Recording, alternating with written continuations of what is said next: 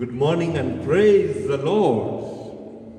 The Bible says that this is the day that the Lord has made. We should all rejoice and be glad in it. We are equally grateful to God, for this is the Mother's Day. And we want to celebrate all our moms. We want to celebrate all our sisters who are mothers. And we want to also to celebrate the mothers who are in advance coming. We want to thank God for each one of them. And we celebrate you moms. We thank God for fathers who made you moms. And we praise the Lord for each one of you. Let us pray. God, our Heavenly Father, we thank you for this day, and we thank you for this, our service. As we start our service this morning, we do pray that you may bless us, that you may watch over us, that you may take care of us. For we pray this through Christ our Lord. Amen. My dear listener, this is ACK St. Veronica Parish, Nairobi, South Bay. It's a church that operates under the Anglican Church of Kenya. My name is Charles Chege Kariuki, and we want to really welcome you to this service. We will start off with a moment of praise and worship, then we'll carry on to the reading of the scripture, we'll hear the prayer of the day, but we want to really say you are most welcome in all that we are going to do this morning. I want to invite Nancy and Annbeth to put us through the session of praise and worship.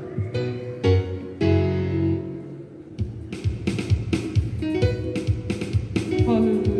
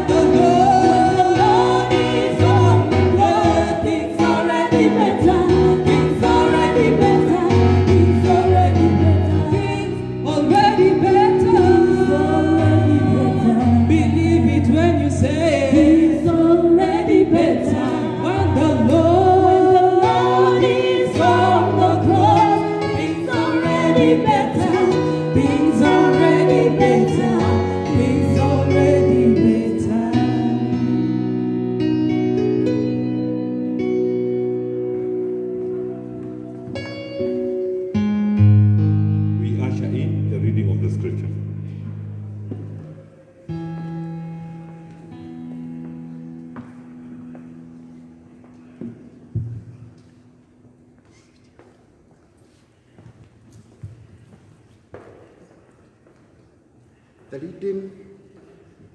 reading that is going to guide this service is taken from the Gospel of Luke, chapter 19, verse 11 through 27. We are reading Luke 19, verse 11 through verse 27. While they were listening to this, he went on to tell them a parable, because he was near Jerusalem, and the people thought that the kingdom of God was going to appear at once.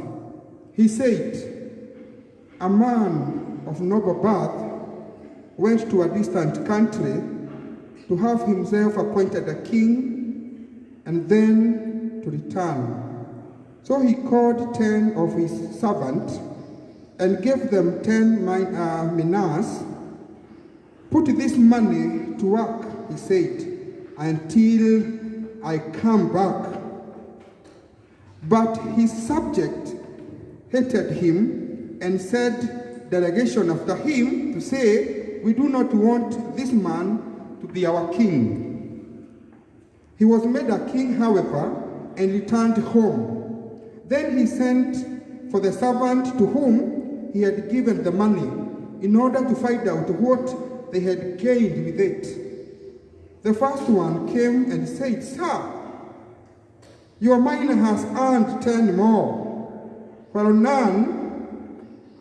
done, my good servant," his master replied. "Because you have been trustworthy in a very small matter, take charge of 10 cities." The second came and said, "Sir, your mina has earned 5 more." His masters answered, "You take charge of 5 cities."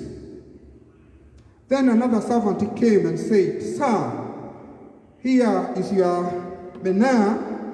I have kept it laid away in a piece of cloth. I was afraid of you, because you are a hard man. You take out what you did not put in and reap what you did not sow." His master replied, "I will judge you by your own words, you wicked servant. Did you that I am a hard man, taking out what I did not put it in, and reaping what I did not sow? Why then did you not put my money on a deposit, so that when I come back, I could have collected it with interest?" Then he said to those standing by, "Take his minas away from him and give it to the one who has 10 minas." "Sir," they said, "he already has 10. He replied, "I tell you that to everyone who has more will be given. But as for the one who has nothing, even what he has will be taken away. But those enemies of mine who did not want me to be a king over them, bring them here and kill them in front of me." This is the word of God. Thank you, Reverend James. We are grateful that God has given us this day. Now, as we reflect as a church on a month of stewardship, my dear listener, I'm thinking of how much water is just flowing to Indian Ocean. Nairobi has no water. Can you imagine if all of us have harvested water will we all be in pain and in agony like we are in? My dear listener, this is food for thought. Can you imagine a scenario where all the 47 county governments have done dams? Will this country still be suffering from food? Food for thought. Can you imagine, my listener, if you and I just plant one tree, and those with small children, you plant a tree for them. Census told us we are 47 million by the end of these rains or this rainy season. We'll have added 47 million seedlings. How do we care for the environment? And so to usher ourselves in a moment of looking at stewardship, by the way, some of us are going without food because we are not using our talents. When the Lord looks at us, we are in pain and we are praying, and some of you can sing. Some of you can just talk and earn a living. He looked at us, but at the same time, he pities us. So as we walk through a month of stewardship, I want to believe that God is going to use his servants in a very special way so that our brain may open up to the opportunities, that we become people who are not pessimists, who see an opportunity and they dream. But opportunities come our way. They come knocking. I invite us to sing a song in Swahili which says, Neno litasimama, to usher Mrs. Russe Hombe, who is our preacher this morning. Neno litasimama, neno litasimama.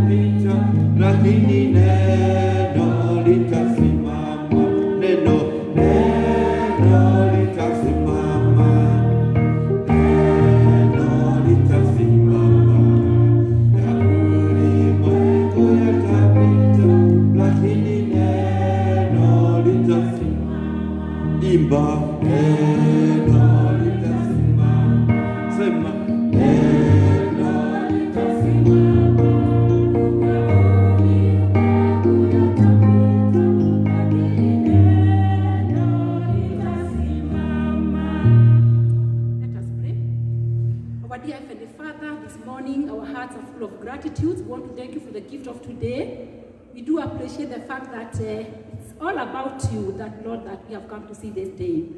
We thank you, Lord, even the opportunity to be here, to hear your word. Even an opportunity for us to be here, to bring our thanksgiving, our petitions and desires unto you, O Lord.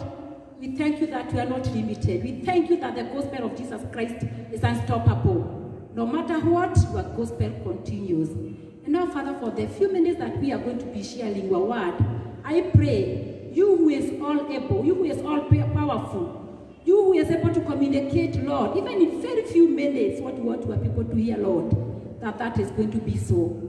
As I share your word today, I know that I'm the first person to hear that word, even before if the other person hears it. I pray that you bless us, Lord, us who are listening, people from St. Veronica, and even those who maybe are not from St. Veronica, we will be hearing your word today. Father, we thank you. I pray that the Holy Spirit of God will remind me all what I need to share this morning, that all what will come out of your mouth is that which is going to bring honor and glory unto you. I thank you. I bless you in Jesus' name. Amen. Amen. yes, that we sit. I'm Lucy Hombe, as our speaker has said this morning, Japatisha Majina. I love the Lord as my personal Savior, and it is a joy to share the Word of God with you this morning. It's always a joy. It's one of the things that I enjoy doing. Our theme today is stewardship. And before I share, let me read God's Word from Ephesians chapter 5, verse 15 to 17. Ephesians 5, verse 15 to 17. The Word of God says, So be careful how you live.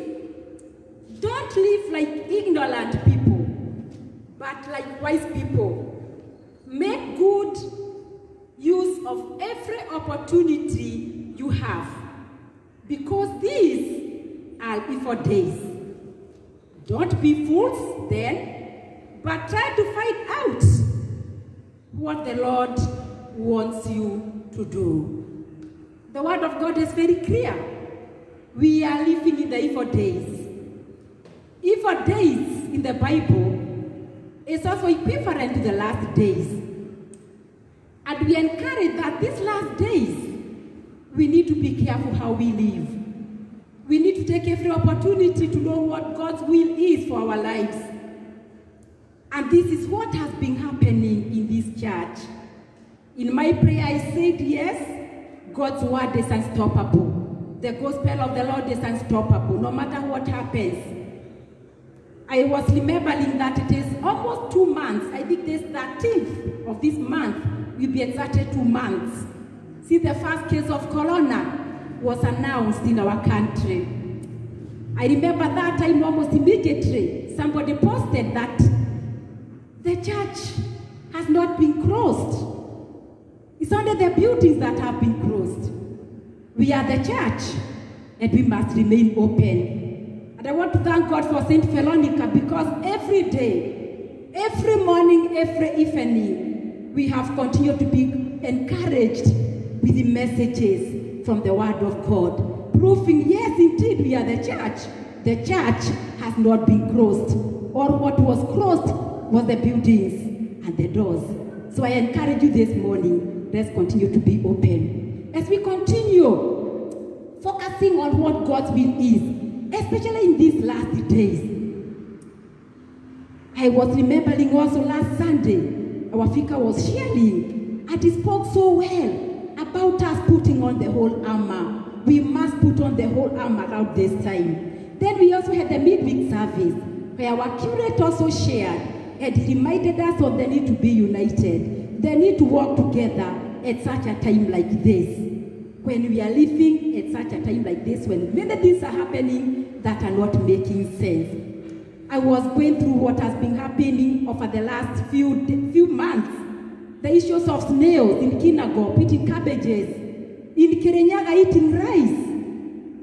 And then the bloodshed that was happening in our country, and it is still happening. The locusts, the floods, and now the corona, you know. It's just something to remind us that here the word of God is true. We are actually in the evil days. At such a time, what is the will of God for you and me? We need to live as wise, not foolish people. We need to put on the whole armor. We need to work together.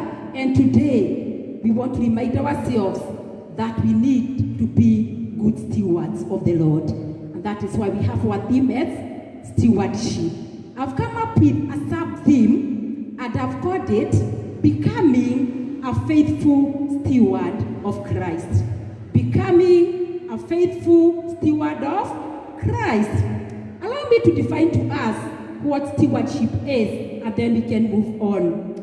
From the English dictionary, I won't mention any one of them because I gathered from many of them, but I managed to come up with a definition, and that is, I started, of course, with who is a steward, and the steward is this person who manages or oversees the domestic concerns of a family or an institution. Institution could be the church, of course, the family is also an institution. There could be also the education sector. There could be also government. There could be the economy. All those are institutions. And when we narrow down, we could also think about departments, whereby we talk about head of departments. So we could talk about St. Veronica, we have our vicar, we have our curate, then we have also the lay leaders, we move on, we have the departments, we have the presidents of these various departments. So it's that person who manages or oversees. And therefore stewardship is the careful and responsible management of something entrusted to one's care. That is what stewardship is all about. But then I asked myself, what is biblical stewardship? What is a biblical view of stewardship? And biblical stewardship has to do with managing all that God created. It's utilizing and managing all the resources God has provided to the glory of God and the betterment of His creation. So you find that the central essence when it comes to biblical view of stewardship is managing everything. If you have your Bible or wherever you are writing, please write managing everything that God brings in the believer's life in a matter that honors and glorifies God. So it is managing everything that comes to the life of the believer that has been given to the believer by God in a way that you honor and you glorify God. When you talk about everything, then what are we talking about? When we become believers, what is this everything that God brings into our lives? Number one is salvation. You didn't earn it. It was given to you. It is by grace through faith that we are saved. So it is given. So when it comes to salvation, we must be able to use it in a way that honors and brings glory to God. We must work out our salvation with trembling and fear. When you think about the salvation that you received and using it in a way that it honors God, it's not about you keeping it to yourself. It's about telling it to others. It's about being faithful as we do evangelism. We also have relationships that have been given unto us. Right here as I'm speaking, you are given to me. In church, we have others who have been given to us. In places of work, in our homes. How are we using those relationships in honor and glory of God? In our marriage, are you modeling a marriage that God intended so that it honors God and brings glory to God? So we have all been given relationships. We all have salvation, not for us to keep and work it out. We also have time. Time has also been given to us. Time is not our own. Many wanted to see this day, they didn't see the day. So we have been given time, again, to use it for the honor and the glory of God. So we have been given wealth, money, land. We have, some of us, maybe by God's grace, we have cars, we have houses. How do we use them? To the honor and the glory of God. We also live in environments. And in those environments, we also maybe have animals and species. How do we take care of them? God delegated authority for us to be able to care and to manage them right away from Genesis. Having talked about all these gifts that have been given to us, how then can we use them to the honor and glory of the Lord?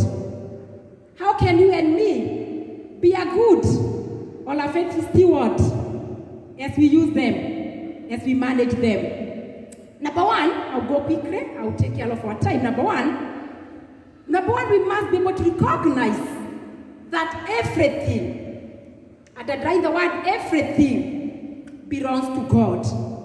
Everything belongs to Him.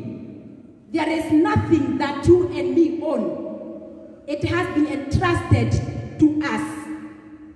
The book of Psalms 24 verse 1, the word of God says that everything belongs to the Lord, the world and all who live in it are His.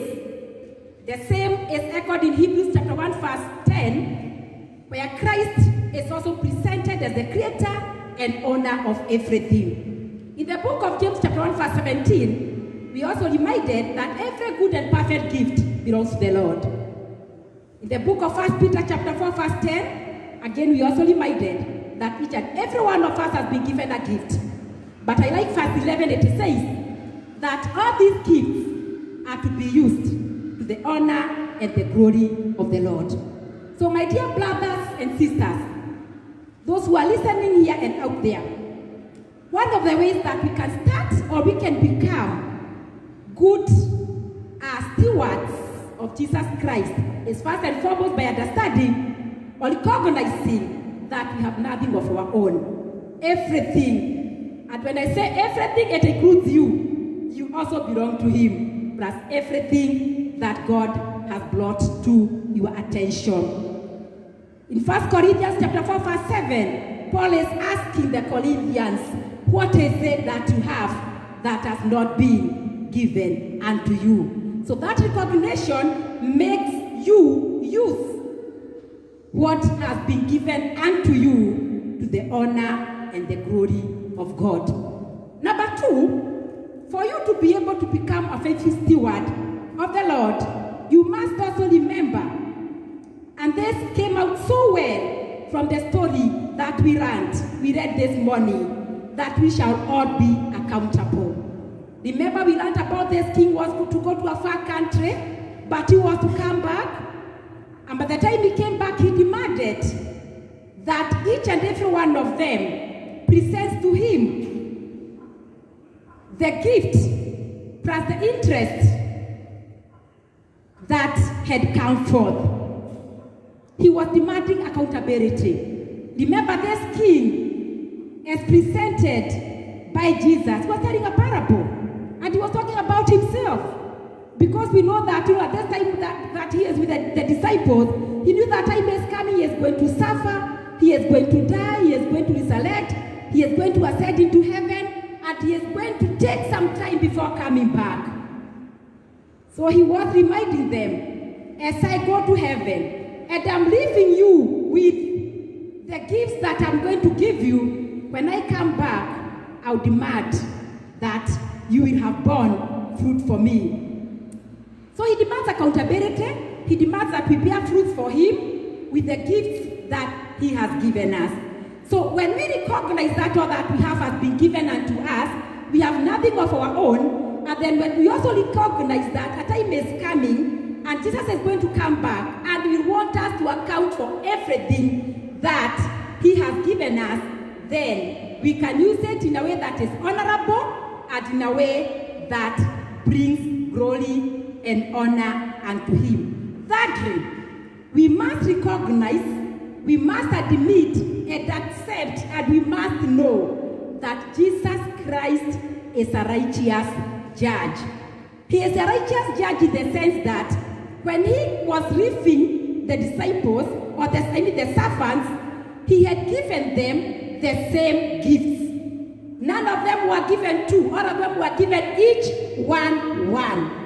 He is not a judge of partiality, he is very righteous. So he gave each and every one of them one, and when he came back, he demanded to know what they have been doing with those gifts. Remember, the first one gave 10, and he was congratulated. But when the second one gave only 5, as what he has been able to earn interest for the Lord, he did not, push him away. But he also told him, good, faithful servant.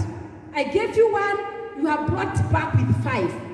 And he added him 5. So he's a righteous judge. He is not asking from us to give back what he has not given us. It is what he has given unto you. He is asking for excellence. It's about faithfulness.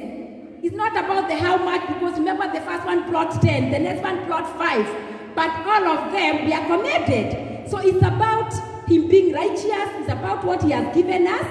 It's about what, it's about excellence. It's about faithfulness. And he is also a righteous judge in the sense that by the end of it all, he also rewards us according to what we have done for him. The ones who had done well, they were added richly. They were rewarded richly. The one who had not done well, of course he was condemned. He was also judged harshly. So God is a righteous judge. He has given us, all of us, gifts. He is not demanding for how much do you bring or how much do you do. You may not be gifted like Reverend Chege or Reverend James, or some of us also study in the pulpit, but whatever God has given you, that gospel message, that word, because you have the word with you, those people that you relate with, the time that God has given you, the way that God has given you, how are you using it for the honor and glory of God? Whatever you have does not belong to you. It has just been entrusted to you. When God comes back, when Jesus comes back, let's remember, as we wait for his second return, that we give account for each and everything that God has given unto us. Let's also remember that God will judge us according to how faithful we have been. How excellent have we been when it comes to using the resources that God has given us.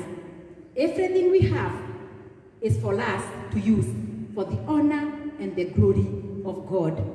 As we continue in this season that we are in, let me encourage you today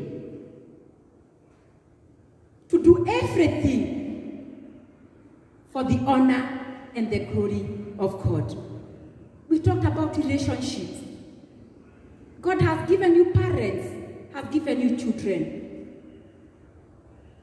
How are we raising our children in a way that it honors God? How are we doing it? Those people that God has brought around you, how are you encouraging them? There are those needy around you.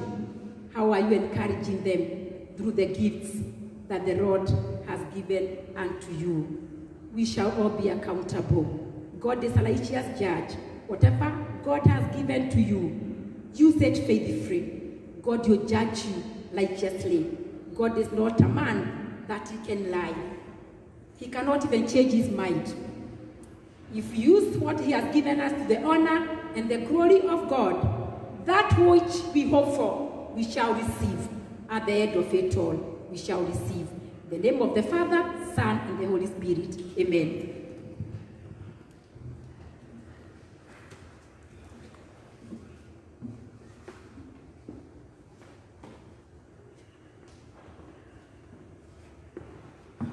We want to thank God for Mrs. Hombe, and we also thank God for his word.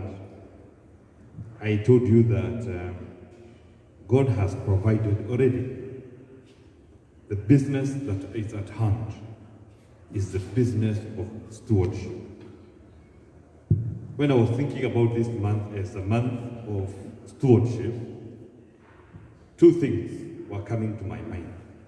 One, God hates laziness. And Proverbs 6, verse 6 says, "Go to the ant, you sluggard, consider its ways and be wise. It has no commander, no overseer or ruler, yet it stores its provisions in summer and gathers its food at harvest. How long will you lie there, you sluggard? Will you get up from your sleep?" Verse 10. A little sleep, a little slumber,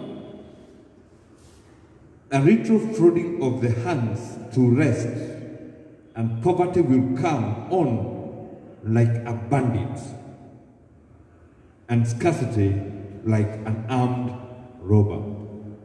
That's one. The second thing I was being reminded is greed.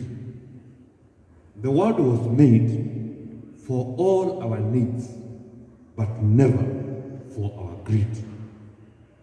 So when you see people up and about doing everything to get material things, just remind them that they need each day our daily bread.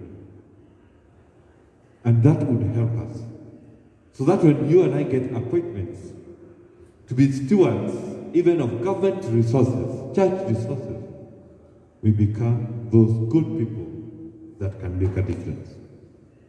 I want to start where I started, to end where I started by asking you, with all these rains, what have you done?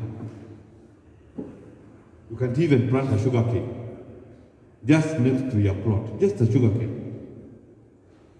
And a few years down the line, you will not be asking for sugar cane. You'll have one of your own. You and I, we can plant trees. You and I, we can harvest water. Can you imagine the rain as it is and Nairobi has no water because of the challenge of silting? We are without water. But before we bring the county government, how many liters of water have you harvested? The challenge is yours and the challenge is mine, even as we look at the month of stewardship. And I want us to pray the prayer appointed for today. Today is the fourth Sunday in Easter. Let us pray. Almighty God, thank you for giving us Jesus Christ, the bread of life. Send us the power of the Holy Spirit, that we may ever boldly testify to the truth of the gospel in season and out of season, and by our example, lead many to the saving knowledge of our Savior, Jesus Christ our Lord. Amen. We celebrate those that are celebrating their birthday as a church. We congratulate you, and we say a happy birthday to all of you. We are equally indebted for those of us who have continued to give food, so that we may feed the members of this church who need food, but also to feed the community around us with food. We have been able to do this very well this week, and we are grateful for your generosity. We are grateful for your love, not only for God, but also for the people of God. We are equally grateful as a church for the members of this church who have faithfully continued to pay their tithes, continued to give thanksgiving in the midst of this pandemic. They just give thanks, and they give thanksgiving offerings as a sign of their worship to God, but also they continue to give their weekly offerings. And that is what I want us to pray for, so that we may end our service. Let us pray. Our Father and our God, we are grateful for the land, for the earth is yours, and everything in it. And you have reminded us that you have called us to be the overseers and to be the manager. And there are many things which, Heavenly Father, they are free gifts that you have given to us. The gift of time. And everybody has 24 hours in each day. And Heavenly Father, the way we use our hours will determine the progress that we register in our own lives. We pray that, loving Lord, you will look to us with mercy, even as you remember the way you have provided to us, and help us, loving Lord, with insights, so that we may rise up to the occasion and, Heavenly Father, desist from the temptation of greed, but also, Heavenly Father, rise up from sluggardness, so that we may be responsive to the area of stewardship, that the area of stewardship can be upon us, and people can count on us as agents of change. We thank you for the gifts that the members of this church have continued to give. We have been able to feed your people. We have always been reminded of Matthew 25:35, which states that I was hungry and you gave me food to eat. Lord, we thank you for that opportunity. We thank you that you have been gracious to us. And even for the tithes and the offerings that your people are going to give, we do pray that you may bless it. Those of us who have given their money through this week, we do pray that you may bless them in a very special way. Even for those that are going to continue to give for your work and service so that, dear Lord, your name may be glorified, we continue to honor you and to lift them, each one of them, to your mercy and to your grace. For we pray this through Christ our Lord. Amen. For those that need to be reminded of where to send their offerings and tithes and thanksgiving, the number is 604876. 604876. We are going to see the blessings so that we may recess as we think about what a friend we have in Jesus. Just think of how a friend he is, even as you think of what he has done to us. My dear listener, may the Lord bless you, may the Lord keep you. May the Lord make his face to shine upon you. May the Lord be gracious to you and give you his own peace. And the blessings of God Almighty, that of the Father, the Son, and the Holy Spirit, be with you, remain with you, now and forevermore. Amen. I invite us to rise. It is in hymn number 64 in the old and small golden bells, but in the new golden bells is hymn number 66.